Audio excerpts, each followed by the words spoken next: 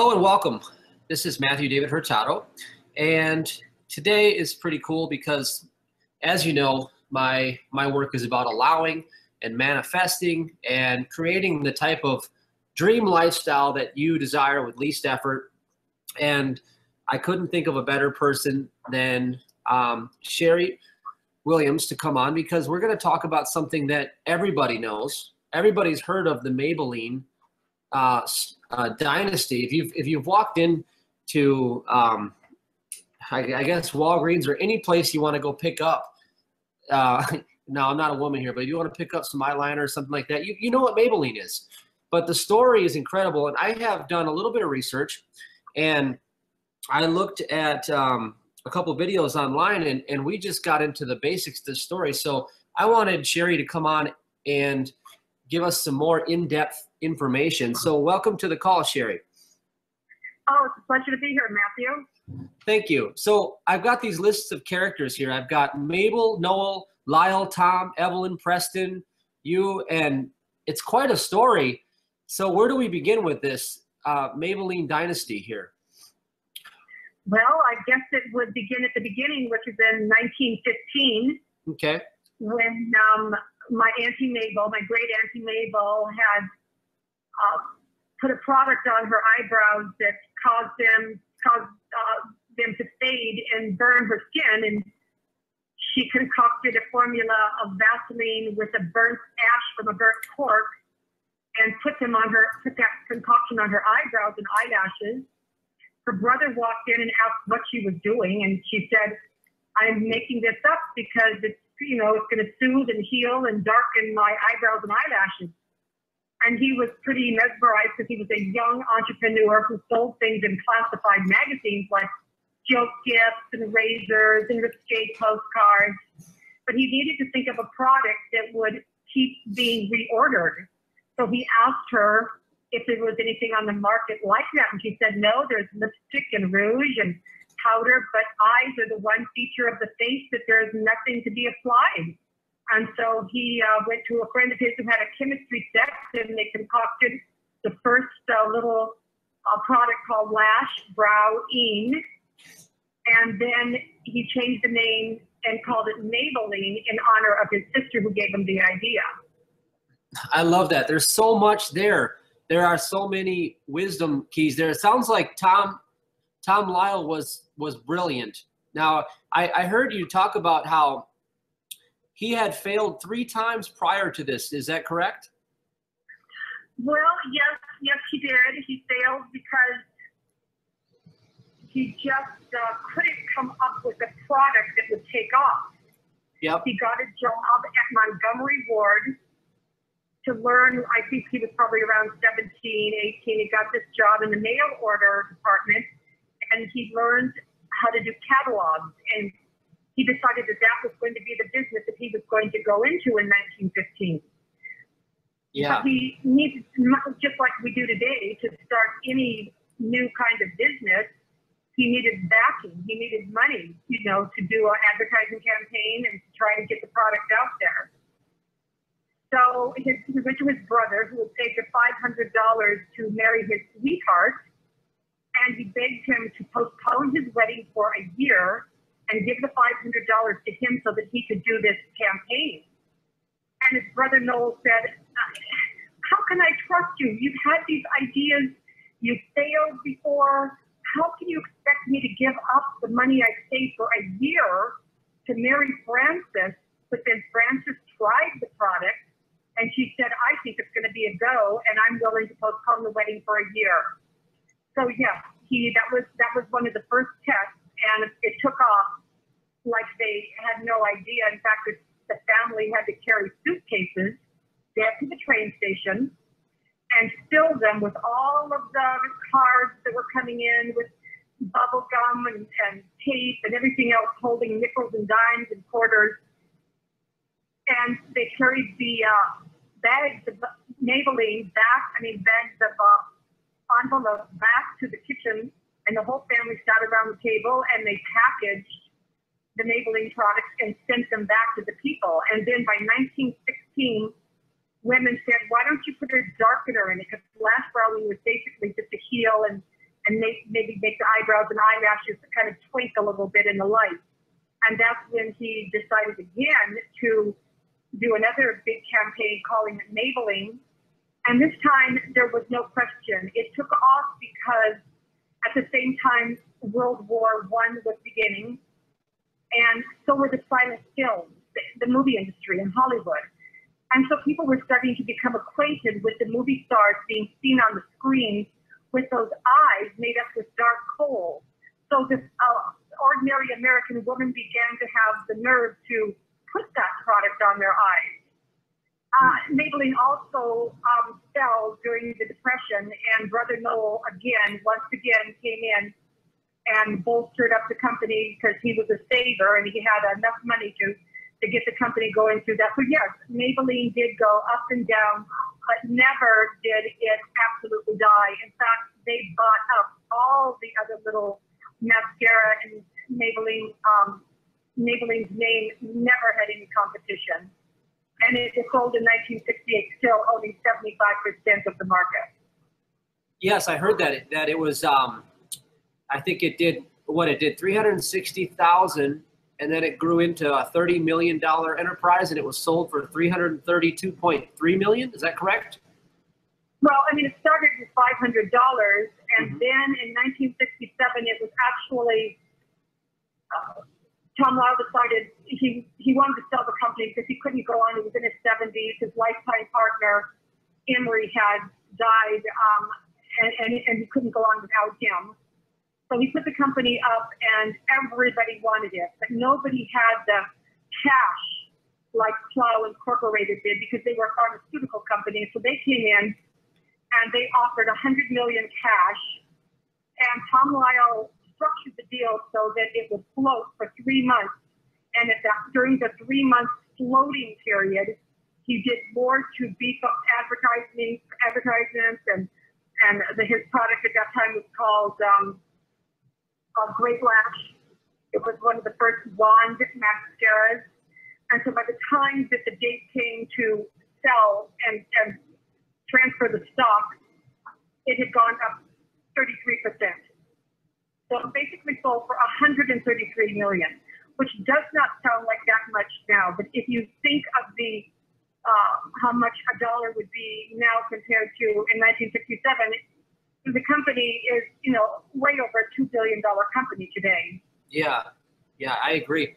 So, okay, what kind of man was Tom? I heard that he was called Mr. Reliable. Tell me about the character Tom. What kind of man is this? Well, he was the most reliable person. He was during World War I, when he filled out his draft card, he wrote head of the family. In other words, he was the only one making all the money to support the family, and that was during 1917. They didn't take him, of course, because he was the only one that was supporting this whole family.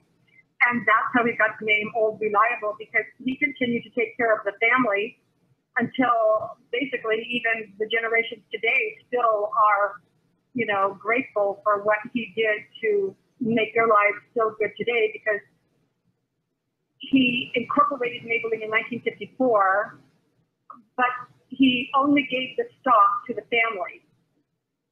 So when the Maybelline company sold, all of the Maybelline money went to the family members and making them multimillionaires overnight.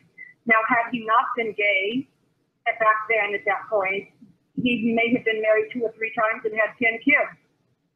But because he had one partner, Emery, his whole life, all of his money was preserved, and he gave it to his family. That's why he's called Old Reliable. Okay. You just don't find this kind of people, I don't think, very often. Well, yeah, especially in the business world where there's a lot of money flying around. He was very generous. I heard a story about, didn't he give somebody in the mailroom $1 million? That was part of the company? Yes, how did you do that?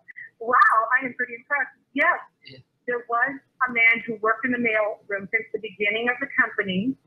And when the company was sold, he came out and was crying and said, I'm a millionaire. Tom Lyle had given him 1%, and that was $1 million. And back in 1957, too, a guy who was still managing and running the mailroom after all those years. That was a lot of money that changed his life. It was like winning the lottery. Yeah, that's what $1 million was, a lot of money. That's true. And then who was this guy? There was a guy named Ray, and then his father was the marketing genius, wasn't he? Oh, Ragland. Ragland, yes.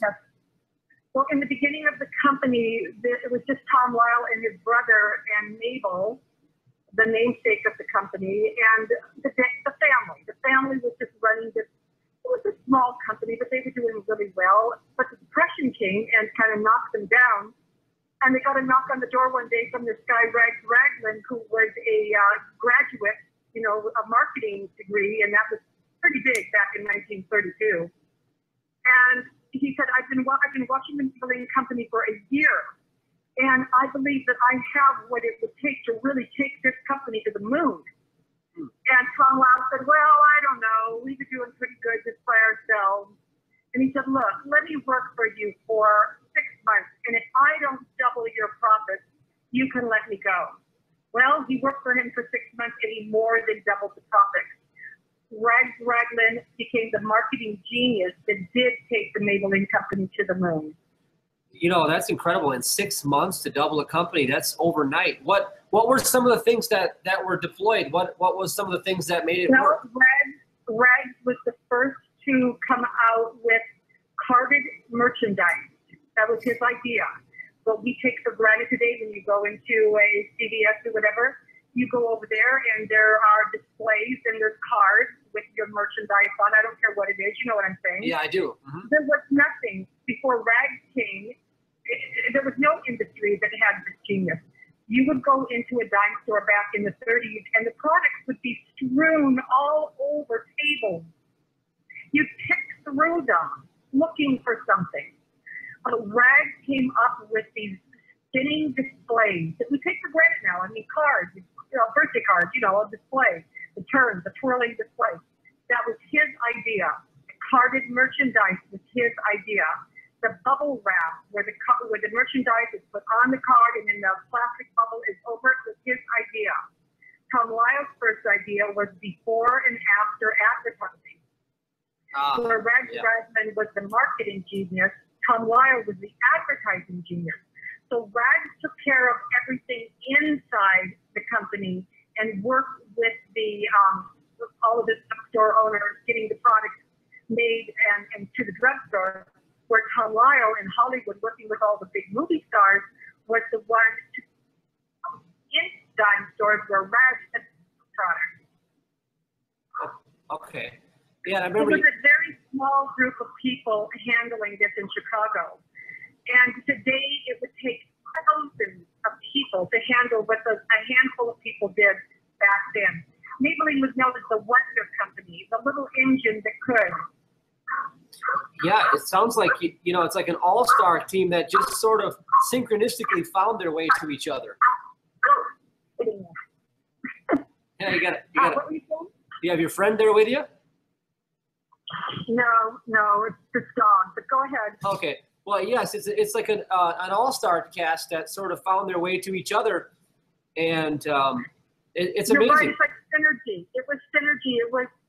It was the coming together of the energy of these people that had so much creativity, and they were just so right on the money as far as being in the right place at the right time in history to explode this into the world, because women were ready for it. Well, so what was it that they were ready for? What was the mission and what was the code? Like, what was it that women were looking for? Women got the vote in 1920. It was the jazz age. It was flappers and fashion, driving in cars with boys. It was the roaring 20s.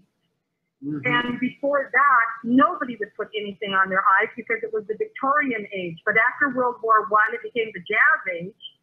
And women were going to the silent films. They were seeing stars like Theda Bara and Mary Pickford and Douglas Fairbanks, because men wore makeup too. And they were saying, gee, what a difference it makes when you make up your eyes. So the timing was right. Women were now becoming independent. before that time that husbands would never allow them to put, only prostitutes and stage actresses would put anything on their eyes. I see. Yeah, and you did that in the 1920s. They were using actresses, right, in different categories to kind of segment that. In the 1920s, Maybelline was mostly using photoplay stars who were, yes, in the silent film and on stage, because it was the beginning, it was like vaudeville, then going into the silent film era. Yes, Maybelline was the first to use those kind of stars. And then in the 1930s, when Tom Lyle had moved to the Rudolph Valentino's villa in the Hollywood Hills, then he began contracting the big stars at MGM and Fox and Universal. And those stars represented him all throughout the glamour period of the World War II era. And then in the 1950s, he began to use ordinary women again on television, doing the before and after. Tom Lyle was the first to come out with the special effects of showing eyes with no makeup, and then they would transform into eyes with the makeup. It was another first that the Maybelline company did. Yeah, so it's almost like what they call today the industry disruptors, where like Uber comes in, things that disrupt the industry. Everything that seems to have come together was a first for many different areas. So how did this synergy get created? What was, when you observed it, how do you think you could recreate synergy like that in today's marketplace? Well, you know, I wrote this, it's taken me forever. I spent my entire life believing in this story. Finally got it published in 5 years ago. And it's interesting because now I realize it could never have happened before then because there weren't computers. So computers changed everything for me as a writer because I could then research so quickly and then continue writing. So getting the book out there could never have happened without computers. And then once the book was published, I got into social media, which never could have happened 10 years ago. And, you know, between Twitter and I have 5 different blogs. One of my blogs has had over 2.4 million people look at it. And now the coming together with Michelle and my agent Italia and my writer producer Marie Jones, I feel an energy right now that must have been a little bit what it was like in the beginning with the Maybelline company. You can feel it. It's like an atom bomb of excitement, if you know what I mean. It's like you just feel it's almost like another entity is there with you in the group. Yeah, that's a good way of putting it. I really like that.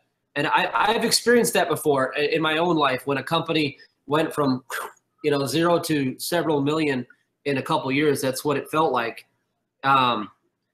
So what's missing here? Like when you look at the company, what's the untold story? What is the story that you think is missing that now that you look back and what you put out, what do you wish you could have added to it? Well, I did find out so many different interesting things after the book was published that I wish that I had to put in at that time. And I think the most interesting thing is that Tom Lyle and Emery were together for 45, 50 years. And nobody knew that Emery had another relationship. And in that relationship, the main thing to Tom Lyle was family. That the money stays in the family. The old thinking, it's just old world thinking. Emery, of course, got a huge portion of the Maybelline profits because he was Tom Lyle's partner. He was one to give all the writing, the advertisement, with another thing. We found out that he had been involved with somebody, and when Emery died, not mysteriously, but untimely death of a massive heart attack, this guy came in and had some kind of a will that showed that he was given all of Emery's money. And though Emery's family fought it in court, the judge granted that money to this outsider. And that is just, the family, we have never known this. And I know that it must have broken Tom Lyle's heart. He kept that a secret. But that is one thing. I mean, that's just kind of like gossip. But as far as something that wasn't revealed in the book, I think that would have been very interesting. However, it did not change anything because Tom Lyle and Emery are entombed together at the Glendale Forest Lawn.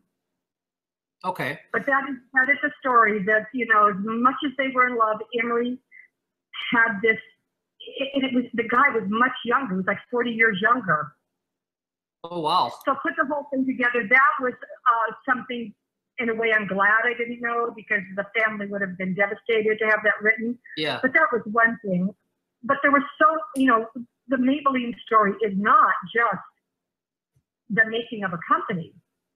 It's the family behind it. So those are the stories that are the best part of the book. Otherwise, it would just be some corporate, boring story, right, about stock and mergers and blah, blah, blah. But this has got the drama, the intrigue, the infidelity, and just and the love that bound the family together to the end. And even today, I'm very close with all of my Maybelline cousins. Yeah, it's a fantastic story. I know my dad who grew up, you know, as Tom Lyle's nephew and his godfather, and he grew up at the Villa Valentino. This Maybelline story was part of his life. He didn't know anything different, but he told me that as far as he's concerned, it was nothing more than just a loving little family. That's how he saw all this drama, all this products all over the world, all this God. And to my father, when he thinks of Maybelline, it isn't a corporate name. It's a loving little family. So that alone is just a beautiful story. I really, really like that. That's a new spin on it. So Tom was very humble. He didn't let it get to his head. No, he was a country boy from Kentucky. He was the type that would get up and play the piano for the family and put on funny Google glasses. And I mean, he was just such a regular person. He was never braggadocious. He was never anything but generous and kind and stately, is all I can say. Okay. So that's how we saw him. Yeah. But outside, in his world, he was known as, you know, Tom Lyle Williams was the most respected name in the cosmetic industry. Yeah. I get a lot of that between the lines when I'm listening to you talk. A lot of this stuff that I read and resonate with, I'm picking up on. So tell me one more story here I heard about Evelyn, and she actually ended up getting married, and the guy ended up being a con artist. Yes, I know. That's the worst part of the story. Is Evelyn is my grandmother. Mm-hmm. She was also Tom Lyle's sister-in-law, married to my grandfather, my father's father, and she was a real beauty, and she was the opposite of Tom Lyle and his brother Noel and his sister Mabel and the rest of that Williams family. She was a city girl from Chicago. She was the one that was there during the women getting the vote in the Jazz Age. She was also a dancer in the Russian ballet. She traveled on the road. She wore Maybelline blatantly out in open when she was in her early 20s. And she was just something that they had never seen before in the family. But she never changed. She was always the life of the party, extremely charismatic. She controlled with an iron fist with her money. And that's part of my story, is breaking away from my grandmother's control. Mm. And she got in with the wrong kind of people. And before you know it, she left the little loving family. And she went with this gigolo that she married, and she went to Arkansas, Hot Springs, Arkansas. And before you know it, she opened a Hollywood dinner palace in Hot Springs, and she got bomb threats. And the day after the opening, 3 explosions went off at her house, and she was burned beyond recognition. Oh my goodness. Yeah, this needs to be a movie. This is amazing. It's like the adventure never kind of stops. It keeps going through different parallels and No. different dimensions. It never stops. It's going on right now with me. It never, my life has been like living in a book. My life is living in a movie. So it never stops. Let's talk about that now. Now let's get to you, because we got the story out there. So let's talk about you. What is going on in your life right now? Well, of course, the main thing that's going on in my life is I finished writing my second book all of last year.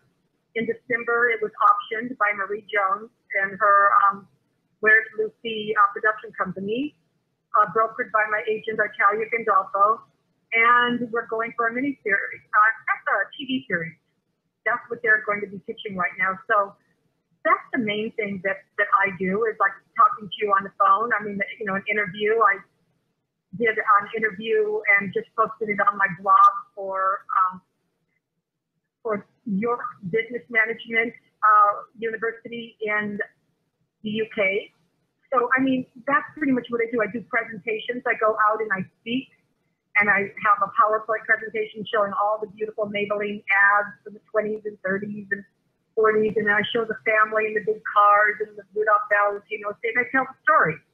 So I kind of perform a one-woman show. And basically that's my life, besides just living my life and being Nana. That's really cool. Well, my work is all about allowing and kind of like letting things fall into place through the law of least effort, excitement, passion, joy,